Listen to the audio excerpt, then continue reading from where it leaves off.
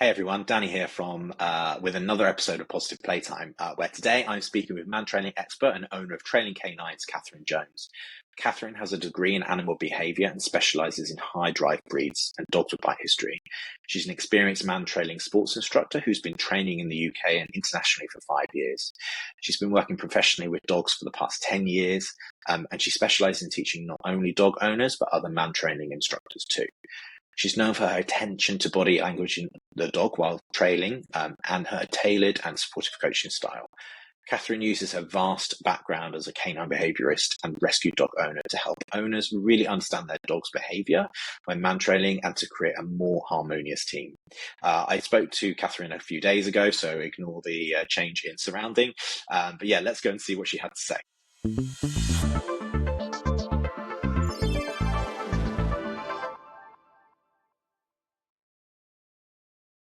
Hi, Kathryn. Thanks for agreeing to do one of these chats with us. So first of all, kicking off, could you just tell us a little bit about who you are, what Mantrailing is, just for people who've never heard of it before?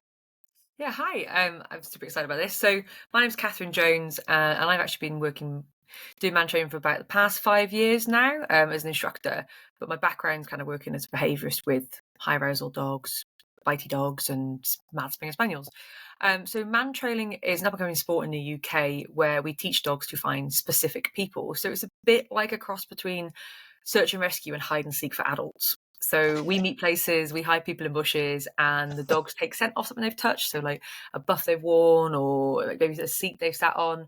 And we teach the dogs to take scent from that specific thing, follow the trail all the way to where the person is, and then the person has a reward at the end, and that can be food or toys or something that dog wants. Sometimes we have people with very mad things like the dogs blow bubbles for the dogs and stuff. Yeah, so it's good fun, but it's just teaching them to use their nose. And what we're doing is we're just tapping into that natural hunt, prey, kill, devour. We just don't do the kill bit.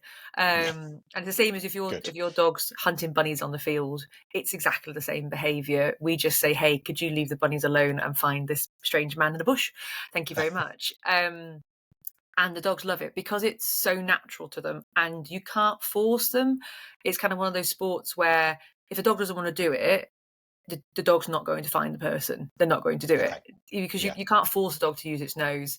You can make a dog sit and you can kind of be a bit more forced by things. Man training, you can't. The dog just won't go. I've never had yet a dog that didn't do it. Even like more nervous dogs go, oh, this is about using my nose and I can use my nose, and it's nice confidence building for them. They might not always want to go to the person at the end, but they always want to work for a reward. And because you can do like play with the owner and take away the stress of going at the people, it's absolutely brilliant. So yeah, it's basically a cross between search and rescue, what the dogs would do on the mountains to find people and police dogs, and hide and seek for adults. Yeah, we meet in loads of weird places, so it's really good fun. So forgive me if this is a little bit, not off topic, but not quite right. But is this almost like a bit of an extension to scent work, really? So we're kind of just using absolutely. that. Yeah. So man trailing is like a combination. So if your dog does scent work, it's great because it's something that they can do that's just involving finding just a person. It's a just different scent. So dogs can categorize, if they find gun oil and Kong and all those different things, they can do man trailing. And the same as your dog does tracking, it can do man trailing as well. They all fit in really nicely together. The only difference is when you do scent work, you use a specific scent. So gun oil smells like gun oil, Kong smells like Kong. That's why they use it. Whereas man trailing, every person has a unique scent because it's a unique makeup of our bacteria. So even the people in the same household have different scents, slightly different gut back flora and bacteria in your body, and what you wash your clothes in or what deodorant you wear. So everybody's different. So every time a man training dog comes out, they have to find a different kind of puzzle and solve something different at the start to make sure they match the scent correctly. And that's the only difference, I think, with kind of sniffing and scent work. Scent work's like, once they know what Kong is, the Kong will maintain the same. And even if you've got an operational drugs dog that finds cocaine, they're finding generally cocaine plus whatever else it might be mixed with. Whereas man training dogs, everybody's a little bit different. And it's really interesting because everybody's got a very specific bacterial makeup, which is what we think the dogs are finding. It's we think, we haven't proved it yet because we can't at the moment. Yeah. It's the bacteria on our bodies. When bacteria multiplies, it creates gases, and when it dies, it creates gases. And that's what we think the dogs are finding. They're following majority of this bacterial increase and decrease as the gases are emitted. And whether you're germaphobe or not, we're covered in bacteria, whether you like it or not. Yeah. I mean, if you're all dog owners, to be fair, we're not germaphobes. Well, yeah. we've all eaten a biscuit with a bit of dog hair on, so it's that kind of following those gases. And what's the thing about mantrailing, maybe a bit different to scent work, unless you do a lot of scent work outside, there's a lot of environmental factors that will affect how the dogs work, because the wind takes bacteria, different chemicals in the environment, like oil, and like in winter we have a lot of trouble with salt on the road because salt degrades stuff and it can really degrade trails, and also if it gets up the dog's nose, it's not very good for them. So there's lots of environmental factors that come mantrailing. So mantrailing for me, it feels like a bit more complex to scent work, but it's also a lot more free for the dogs. So we don't look for, they don't have to be methodical, they don't have to trail in a certain way. The general gist of it is get to the end, find the person, have loads of fun. And at the moment for mantrailing, the main reward is getting to the end to find that person to get their jackpot reward. Awesome. And the dogs just love it. Great. So if somebody's listening to this and think, sounds interesting, who or what kind of dogs is mantrailing good for? Every dog. If they've got a nose, they can do it. So we have everything from some of the instructors have little tiny chihuahuas that do it. You just make sure you don't put the tails out too long because they get tired. And then we have Cane Corsos, Great Danes. I have a Newfoundland that is an amazing mantrailing dog. She's just epic because she loves finding people. She's like, I found you, give me a fuss, love me. And so I trail my Springer Spaniels, and I've got 2 Malinois crosses that I trail with as well. But I chose Spaniels because actually, while they're very good at using their nose, they're really, really hard to work because they don't do straight lines. Straight lines don't exist in Spaniels, only chaos. True. So, but we have Whippets, we have Greyhounds that do it. The other day I was working with a Shar-Pei, a Shiba Inu, breeds that you would consider stubborn or that wouldn't necessarily engage with stuff. They're really good at it. You just have to, you can't force it with them, and the person isn't always a reward. It's the food or the play. The Shar-Pei, he loves playing with a Tug-E toy at the end, and him and his owner proper rag around, and he basically wants to be beaten up. He's like, come on, fight me. And you rag him around, and then somebody else rags in with him, and he's playing on his bungee toy, and he loves it because he's like, yes, I found the person, now we get a really good game. And that's his favorite thing in the world. And he just loves it. But you think of Shar-Pei, you're like, oh well, they don't do anything. They're really bright. Some dogs don't want to do it in the rain. We do it all year round. It's outdoors. If it's a raining day. Yesterday I had a Manchester Terrier and it was raining, and she got out of the car and she went, what is wrong with you all? Why have they gone again? And just looked at us very strangely. She did do the trail very quickly. She did do it. She wasn't impressed. So there was a high incentive there to get it done. Yeah, when we first started, she would have done it, but she's been doing it for about a year now, and she's an awesome little trailer. But yeah, the weather does affect some of the dogs that are a bit colder, and then other dogs, obviously your Labradors and Spaniels, just go, oh my God, rain, brilliant, there'll be puddles to throw myself in upon the roof. Yeah, let's just get on with it. Get it done. So the main thing is finding what motivates them. And generally we'd started off using a lot of food because we want that licking, create that endorphins and lots of reward. But what I found with food sometimes is the dog's so busy hunting, they get to the end and they want to do the Jack Russell wants a little fight because they want to quote unquote kill it. The collie wants to chase the ball because they want to chase something. And what I've started doing more is a lot more play now in mantrailing at the end, because we can tap into those breed specific needs. So my Spaniels play with a Tug-E at the end. They go and hide, they go and hunt for one. So when they get to the person throws a ball in the grass for them. They go, oh my God. And they have another little search, because searching is the thing that motivates the most. I've got a Malinois Shepherd and a Malinois Labrador of all things that I've gained. And accidental puppy, but lovely dog. And she loves the Tug-E at the end. So the Labrador kicks in for a little bit of food, and then the Malinois kicks in. And we have to play a lovely game together and she plays with a trail layer and which is the person that's hiding, and everybody has a really good game, because actually for these guys the food wasn't enough. They were getting to the end and going, oh thanks, but I've worked really hard, can I have a bit more. Not every dog, Yeah. some dogs don't play, but you can tweak it and you can really tailor it to your dog's specific needs. So some dogs really like food, some dogs like attention off the person, some dogs like play. Say one dog likes to chase bubbles, and we blow bubbles at the end. You know, it's very different for each dog, and it's really nice. So that's why any breed can do it, any dog can do it, because you can completely tailor it to the team in front of you. We have handlers that are in scooters that do it as well. The dogs are always worked on lead. So Mantrailing, unlike your operational area search dogs that go off in the hills and find somebody bark and return, these guys are always worked on lead. You don't need any training to do it. So if you've got no recall, it doesn't matter. If your dog jumps up, it doesn't matter. If your dog ignores you, it doesn't matter. You don't need any obedience. You just need to be able to put a harness on them and attach a long line, and we do the rest. The person hiding the trail there gets the dog's attention. They're what's going to get the dog focused. We find the right reward for that dog through a bit of trial and error, and then basically you come along for the ride for a little bit, and then we start training the handler, and you start reading your dog's behaviour. And basically, the end goal of Mantrailing is, one, for the dogs to have just a huge amount of fun doing natural behaviour for them, and two, for you as a handler to be able to read your dog's behaviour, because you're just interpreting what they're doing. So you start to see the subtle thinking, body language, and all the things they do. So it's just amazing. And I come from a behaviour background, and I've worked with aggressive dogs for a long time. I used to train detection dogs and private security dogs, and I loved watching behaviour. But when I came to Mantrailing, it was so interesting, because these dogs stand there and you can see them thinking. They're going, now which way has this person gone? They've gone that? No, they've definitely gone this way. And all of a sudden they disappear down some bushes and they get to the person. But they do that all without somebody telling them what to do. So I find with other sports like agility, obedience, flyball, like you're kind of directing the dogs in quite a narrow path. You're like, I need you to do it like this, because otherwise we're going to lose points. Yeah. Mantrailing is just about having fun. There is some competition. If people want to earn assessments, they can.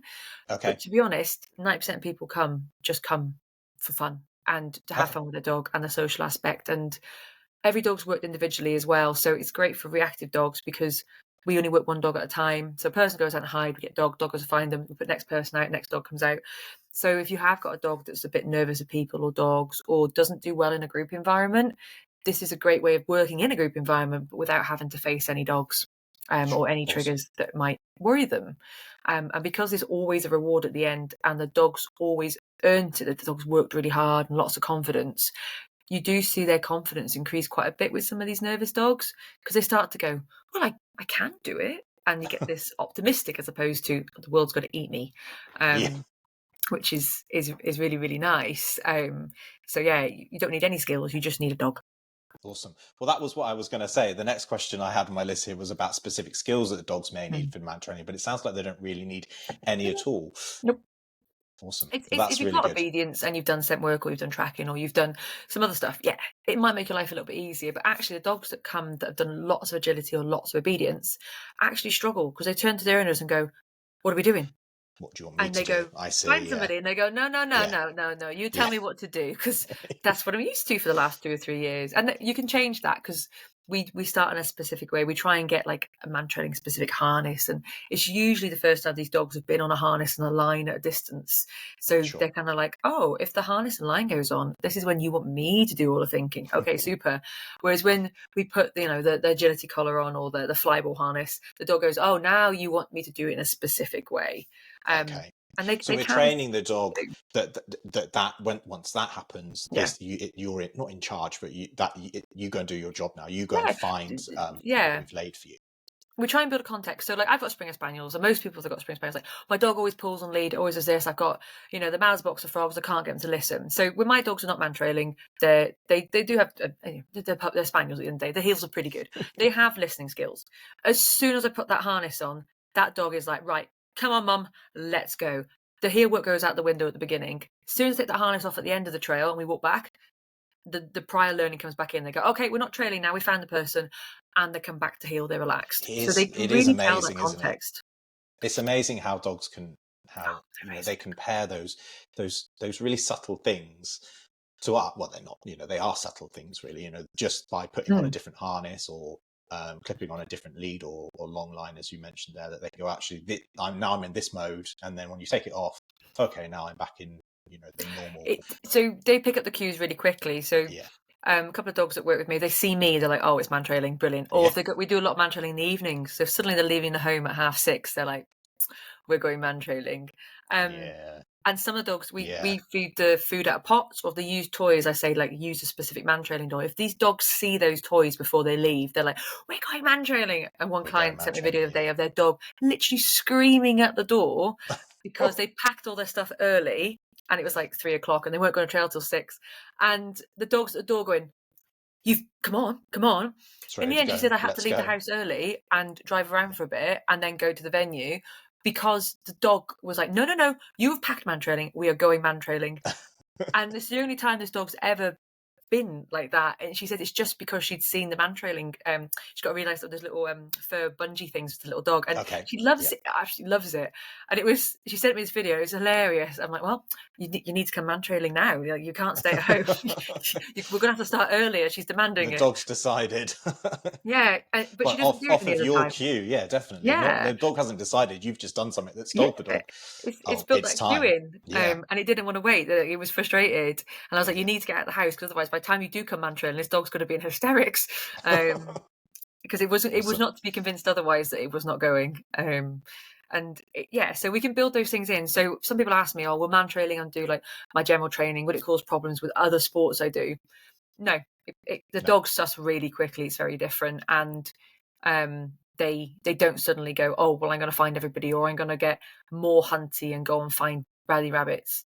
Actually, in most cases, it will reduce that breed need to go and hunt, because you're satisfying it somewhere else. And it's really, I mean, I was having a conversation with somebody the other day about the same thing around aggression and stuff like that. Not aggression so much, but around like sort of chase. And actually, do you know what? By playing chase, it isn't necessarily going to encourage the dog to chase things. You're giving an outlet for behavior that it's going to do anyway. So it's a really positive way. It's like with people, isn't it? They get kids into like boxing programs and things. They're like, look, go and practice doing something safely. Those people aren't going to go out and punch people in the face. And the same with dogs. If, like with mantrailing, if we give them an outlet for that breed specific behavior, like we get a lot of what you would term high drive dogs, one of our shepherds, pointers, playing the gun dog breeds. Those breeds that are smart, like collies and stuff, they come because it's a safe environment to do genetic behavior. And I see a reduction. The more I mantrail with my spaniels, the less likely they are to chase the pheasants. The weeks that I don't do mantrailing with them, and if I'm not well, or like something's happened, they just don't get as much. The pheasants start looking a little bit more interesting, and that recall might just go a little bit slower. And you need to, whether we like it or not, we need to tap into what that dog is bred to do, because that's what we bred it to do. And just because I haven't got a shoot to take my spaniels on doesn't mean they're not going to do those things. And for me, that's where play really comes into mantrailing, because not only are we going, hey, use your nose to find a person that's fun, now we can tap into that genetic component, go and hunt for the toy, go and play tuggy with the toy, take the toy apart with like the clams and stuff like that. And like take, if you've got a terrier that wants to destroy something, play with a squeaky toy, and they're like, oh my god, I'm murdering the person at the end, it's a squeaky toy. So it's pairing that toy or that reward to what the dog was originally bred to do. In some cases, so I always look at breed traits and then try and match what would suit. And then obviously then we look at the individual, and some dogs hate, as squeaky toys, because they just want to kill it and they just get enraged because they can't murder it. And then some dogs like the bungee tuggers, they love the force, but other dogs go, oh my god, it's pinging at me. So I always have like an array of toys to try with the dogs, and finding that nice sweet spot. And then I try and encourage the owners to have that toy for only mantrailing and training time, so it doesn't lose its value elsewhere. It's just part of mantrailing. Especially if you've got your lovely like the fluffy ones. Like I really like the pocket tuggers, but if my spaniel has that for more than 10 seconds, there will be no tuggy left, because it's got it's gone in a puff of smoke. And it's really, I hear that all the time around, or I say that all the time to customers, that you use these toys, the Tug-E-Nuff toys, for a specific train. It may not be this, it may be something else, but don't leave them out lying around with them, because you lose the value that dog builds into that toy by doing that. Absolutely. And this is it. We want them to be, for me, when I use toys as part of mantrailing, is it's part of that extra reward with the trail layer if the dog wants to go to that person, or with the handler, and build that bond together and just really add the icing on the cake. They've worked really hard. quite often it's a little bit stressful because they're doing lots and lots of decisions. A dog can get to the end and they might not want to eat food, not because it's a bad stress, but it's like that, God, I've just done loads of different things and we had to cross the road and there was a dog, and sometimes I'm reactive to dogs and they've just gotten through lots of different thought processes. They get to the end, like, I don't really want any food, I just can't eat right now, but I'll have a game of Tug-E because I want to take all my stress out, or I want to actually let's prolong let's give me a minute to calm down. So we might put some food in a clam and throw that in the grass, so the dog has to hunt for it, get it open, eat the food, and then they go, decompression. It's like coming home and really just doing a bit of cleaning or something. It's that little bit of de-stress, or having a cup of tea. And I find it's really helping with man-trailing dogs to not just go, oh, let's just give them food because food's convenient. Let's look at what they want. And for me, a lot of the time it comes down to genetic breed traits are going to tell us what that dog might like, and actually how we play with them. So it's not going to just be always let's throw a Tug-E at them and hope that they understand how to play Tug-E. And also, importantly, does the handler know how to play Tug-E correctly for the dog, and does the trail layer know how to play Tug-E, or play it with a dog in general? Because I think it's a bit of a problem. A lot of people don't know how to play or play really well with their dog, because either they just throw a ball, which is fun, but it's not working together, or if they do play Tug-E, they're either too much or they're really over the dog, and you're a bit like, just give them a bit of space.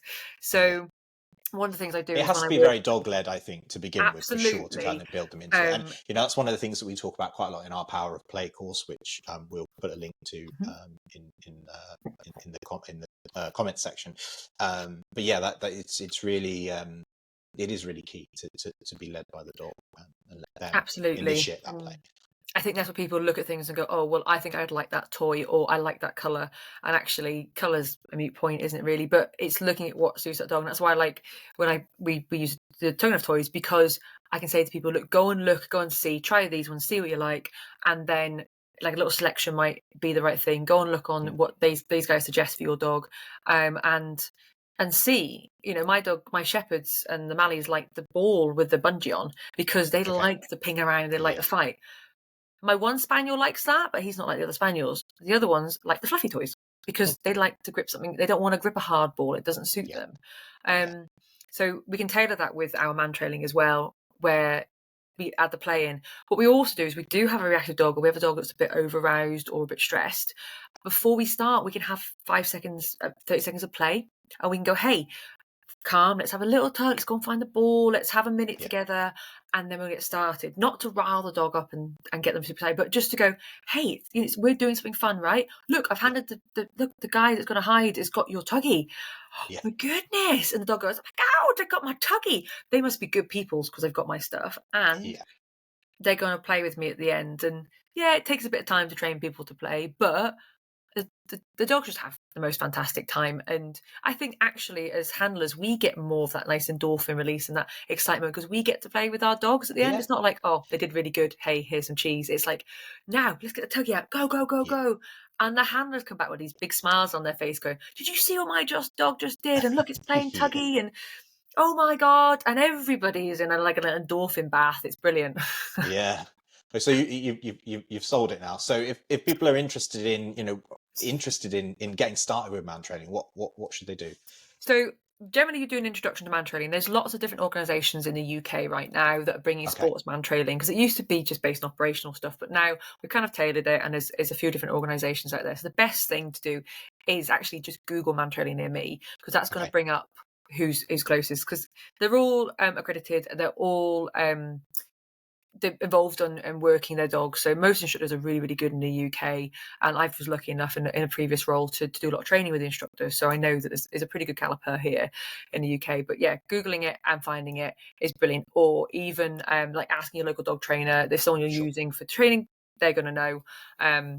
There isn't really a good database of people at the moment, which we could do with like a big map or something. It's always the way. And but once you do an introduction, so the introduction gets you basics, just to teach your dog how to get started.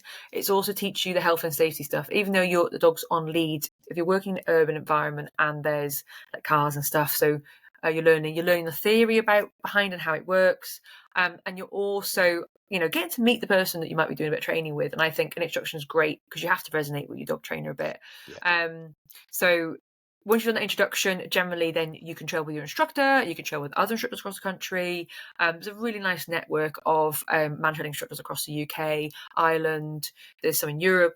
There's a big following now coming in America. So it's starting to expand quite a bit because it's so good for the dogs. Yeah. But yeah, once you're an introduction, then some people do like courses, other people just do, like I do ad lib sessions, I do different evenings and days, and then like big workshops as well. But yeah, it's really good fun. Awesome.